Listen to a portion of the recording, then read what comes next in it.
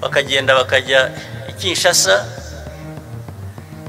bagatunga urutoki u Rwanda bakavuga ko baza kurufatira ibihano kandi bagiye kubwira isi yose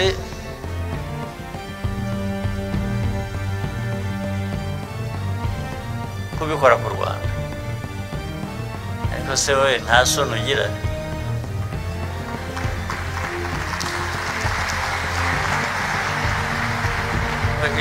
Isoni aho zikwiye gutangirira guhamagarira isi yose guteranira ku Rwanda koko.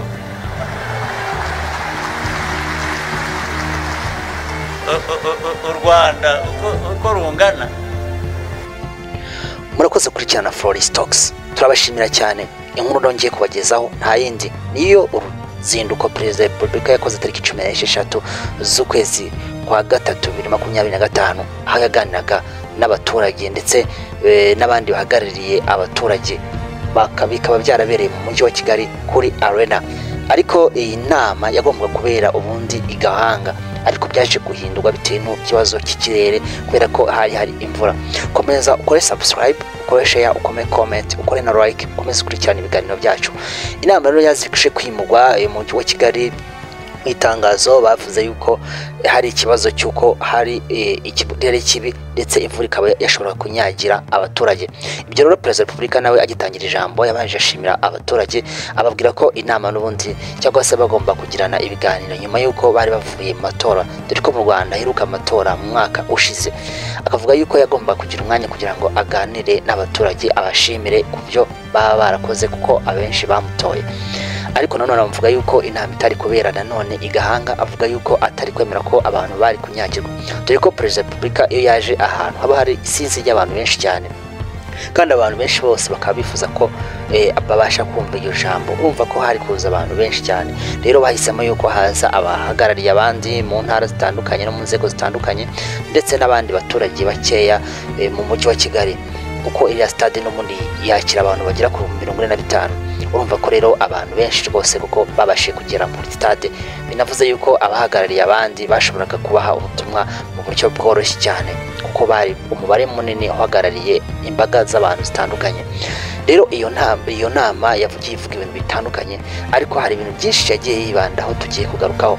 Icya mbere yigarutseho ikijyanye n'umubano w'u Rwanda ndetse no mu Bubiligi. Iki ni ikintu yatinzeho cyane. Yarongeye nanone avuga ku mutekano w'u Rwanda, ariko rero ikintu tugiye gutindaho cyane ni ikijyanye no mu Bubiligi. Ahangaha abantu twese tumenya ko Ububiligi aribwo bwari muri gahunda yo kugira ngo bukomanyirize u Rwanda ntirukomeze kubana neza n'ibindi bihugu, dore ko buriya igihugu iyo kitabanye n'ibindi bihugu neza hari ibihano, ntabwo ibyo bintu biba ari byiza. Ariko byagaragaye ko Ububiligi ari cyo gihugu kibiri inyuma, ariko Perezida wa Repubulika rero yagombaga kubabwiza ukuri, akabwira Ububiligi icyo atekereza ndetse akabibwira n'abaturage, dore ko abaturage baba bibaza ibibazo bitandukanye kuri politiki, kuko hari n'abavuga yuko ibya politiki bitabareba. Rero yagomba kugira ngo asobanure uburyo n'umuturage rwose muto cyane cyangwa utagikurikirana amakuru abasha kumenya ibijya mbere. Rero ibyo ngibyo byarabisobanuye. Yatangiye avuga yuko Ububiligi bibabaje cyane kuba ibihugu byose byakoronijwe n'Ububiligi byose Ububiligi bugerageza kugira ngo bubitezemo ibibazo. Ubwo ni Repubulika Iharanira Demokarasi ya Kongo, no Burundi ndetse n'u Rwanda. Kuko urebye ibyo bihugu ubona ko ari ibihugu byagiye bibana n'ibibazo. Kuko duhereye mu Burundi ni igihugu cyaranzwe n'ikibazo cy'amoko cyane, aho amoko agenda asubiranamo. Mu Rwanda naho murabizi muri Jenoside yakorewe Abatutsi. Muri Kongo naho hahora ibibazo bikomeye cyane. Abasesenguzi banavuga yuko buriya Ububiligi bubeshejweho na Repubulika Iharanira Demokarasi ya Kongo kuva kera cyane ku mabuye y'agaciro, dore ko bari bafite n'umwami witwa Leopold. Uyu Leopold akaba yaritiriwe n'umujyi wa Kinshasa. Urumva ko Ububiligi kuko bwari bwarakoronije kiriya gihugu mu buryo bukomeye.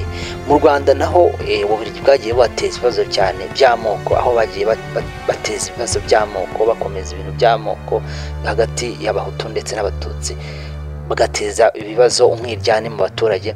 Ndetse Ububiligi bukaba cyari igihugu cyari gifitanye ubushuti na leta yasize ikoze Jenoside yakorewe Abatutsi. Urumva ko Ababiligi ntabwo ari igihugu kigeze gifasha u Rwanda. Ndetse unarebye n'ibihugu byagiye bikoronizwa no mu Bubiligi ubona ko iterambere rwose hani hafi ya ntaryo. Ibyo ngibyo nubwo gukoronizwa atari byiza ubona bitandukanye n'ibihugu byo mu Bwongereza. Ibyo ngibyo rero bavuga yuko Ububiligi koko igihugu kabashe gukoroniza nta gihugu rwose kibasha no kuba cyatera umutaro ngo kibe cyabasha gutera imbere. Perezida wa Repubulika rero yagombaga kugira ngo agire icyo ababwira ati agahugu abifuje ko ndako dukomeza kuba igihugu gitoya nk'uko n'Ububiligi nacyo ari igihugu gitoya. Anagaragaza yuko hari ibice u Rwanda rwagiye rwose rugenda rubura kugira ngo bikaba Ububiligi ngo rukaba bwarabigizemo uruhare ibyo byose.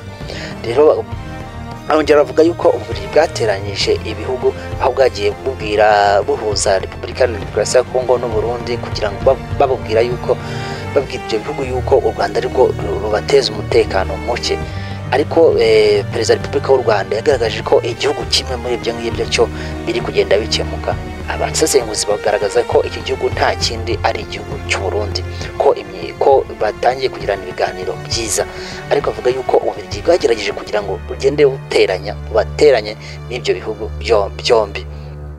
Arongera avuga ko Ububiligi nanone ntabwo bwagarukiye aho ngaho, bwarakomeje noneho bukajya aho bwajyaga Ububiligi bujya muri Repubulika Iharanira Demokarasi ya Kongo Kinshasa, bukababwira yuko nyine rwose ubuteza ibibazo nta wundi ari u Rwanda, ndetse bagiye no gushaka uburyo babwira ibihugu byose bakabafatira ibihano.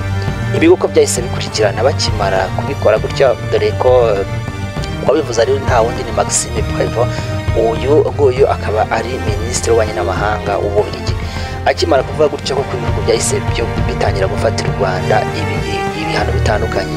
Si igihugu cya Luxembourg cyagaragaje ko habanza kuba ibiganiro cyangwa se bakareba ikindi kintu, ariko ibindi bihugu byahise bitangira kwemeza ibihano. Aho twamenye nk'igihugu cy'Ubudage, igihugu cya Canada, igihugu cy'Ubwongereza, aha batangiye kwemeza ibihano bitandukanye. Urumva ko Ububiligi kuba bwaratanze igitekerezo cy'uko ibihugu mu by'amahanga bitangira gufatira u Rwanda ibihano, ibyo bintu byahise binubahirizwa.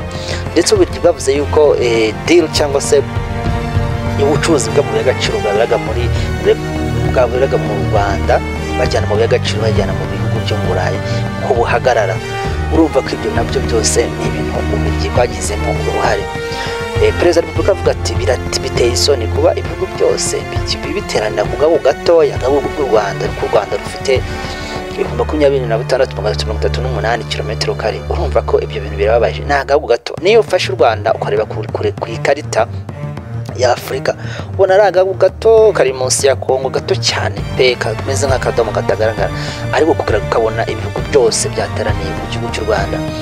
Ibi rero binagaragarira no mu ntambara biraga mu burasirazuba bwa Kongo, aho umutwe wa FDLR, FARDC, Wazalendo, aba bose abacancuro bose bateraniye u Rwanda, ndetse na SADC yahakuye ikimwaro gikomeye cyane.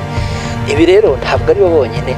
Perezida wa Repubulika yahise anagarukana none ku bandi bantu bitwa les mercenaires cyangwa se abacancuro nabo ni abantu nabo baje bifashishijwe na Repubulika Iharanira Demokarasi ya Kongo.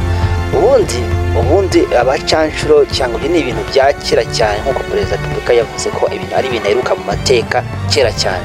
Ni ibintu iyo igihugu cyajyaga kurwana n'ikindi cyifashishaga abandi bantu b'abacancuro bakabishyura, akazi kabo kabaga ari ukurwana, ubundi bakigendera ukabahereza amafaranga yabo. Ibi bintu ntabwo byemewe mu mategeko mpuzamahanga, ariko mu Rwanda ibi bintu byarakurikijwe. Ibintu byo Perezida yavugaga yuko hari akarengane, nimba koko ibyo bintu kuko bitemewe, kuki iyo bigeze ku Rwanda byo nta kibazo bigomba kugira, kuki u Rwanda rwo rugomba kurenganywa, hakaza abamerceneri ibiki n'ibiki kugira ngo bose bahangayikishe agahugu gatoya. Ibi ngibi Perezida Paul Kagame akavuga ko biteye isoni cyane kubona amahanga yose ahagurukira ku Rwanda, akanavuga ati se agahugu kacu cyangwa se baretse u Rwanda rukabaho ko rugitangira kwiyubaka, banarushakaho iki? Izi rero ni ingingo zitandukanye umukuru w'igihugu yagiye agarukaho, anabwira abanyarwanda ko bagomba kwizirika umukanda. Iyo yavuze kwizirika umukanda bivuze ko abanyarwanda bagomba kwihanganira ibishobora kubabaho runaka. numva ko gufatirwa ibyo bintu bitandukanye ibyo byagira ku ikibazo ku bukungu bw'u Rwanda, akavuga yuko bagomba kwizirika kandi abanyarwanda bagomba kwihangana ko kandi bagomba guharanira agaciro kabo, bagomba kutemera yuko amahanga yitwaza inkunga kugira ngo abashe kubafatira ibyemezo byose ndetse n'ibyemezo bigera ku mutekano w'u Rwanda.